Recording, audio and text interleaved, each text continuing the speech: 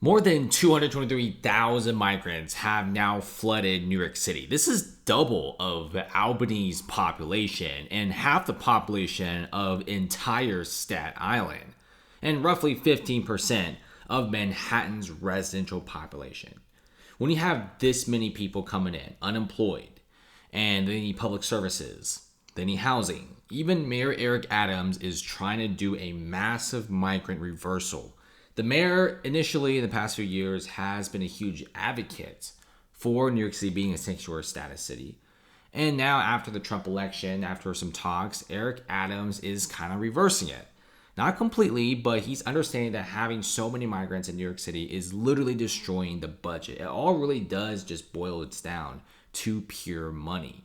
And when you have tens of thousands of people coming in, and many of them need prepaid debit cards, many of them need hotels and shelters, New York City has shelled out billions of dollars, and their domestic population in New York City has dropped 10% because people started noticing that they're paying these super duper high taxes just to have taxes immediately transfer into the migrant sector.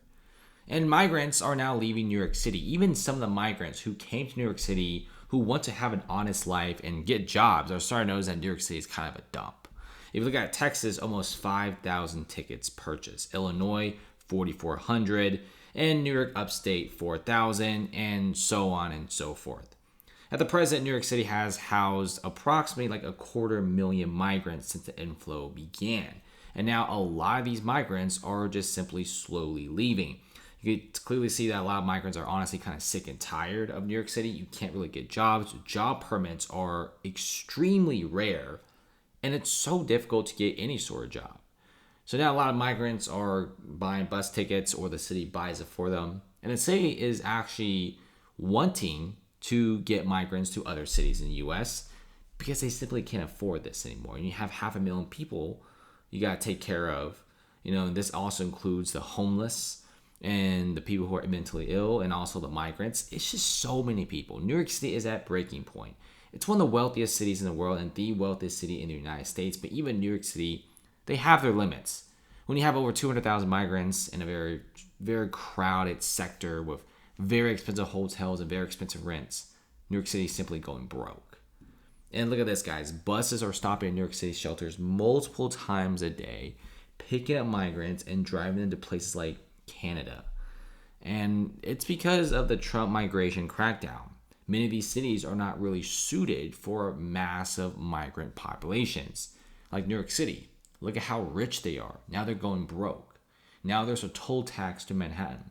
Now the water bill is more expensive. Now the property tax more pricey. And all this money is going towards the migrant crisis. Not to mention Times Square is like so dangerous now. People don't even want to go there anymore. New York City back in 2015, 2019, I remember it was like super hot. Like everyone was moving to New York City. Big companies are going there. Some of the biggest real estate deals in the world. But now what we're seeing is New York City becoming a dump. And then check this out. Midtown Manhattan. There's even other migrants who are being beaten by migrant gangs. Right now we are seeing migrant gangs. People are just like 11 years old. Like you got people who are 15, 16, 17 years old joining migrant gangs in New York City. And the cops literally cannot arrest these guys because they're so young. And some of these gangs have been arrested over 500 times. You heard that right. Over 500 times, and they still get let out. And after this happened, NYPD did apprehend some people, but you kind of get the idea. Manhattan used to not be like this. Brooklyn used to not be like this before the pandemic. Many New Yorkers are wondering why in the world did New York City try to be a sanctuary city in the first place? New York City was fine. New York City was actually doing really well before the migrant crisis. Why did they decide to do that? This is kind of like what Denver is doing. Denver is doing the same exact thing, and now the whole entire city is crumbling. Let's see what happens next, guys.